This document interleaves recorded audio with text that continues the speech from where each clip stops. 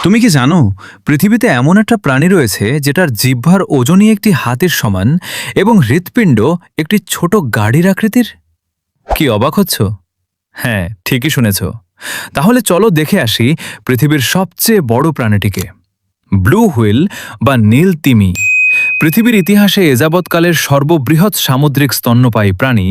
এই বিশাল প্রাণী এত বড় যে এর হৃৎপিণ্ডই একটা ছোট গাড়ির সমান এবং জিহ্বার ওজনই একটি হাতির সমান। এরা প্রায় ৩০ মিটার পর্যন্ত লম্বা এবং ২০০ টন পর্যন্ত ওজনের হতে পারে, মানে একটা বাসের থেকেও অনেক বড়। নীল তিমি মূলত মহাসাগরের নিঃসঙ্গ সম্রাট হিসেবে পরিচিত। এদের ডাক বা শব্দ সমুদ্রের নিচে কয়েকশো মাইল দূর থেকেও শোনা যেতে পারে, যা কোনো সিংহের গর্জনের চেয়েও জোরালো।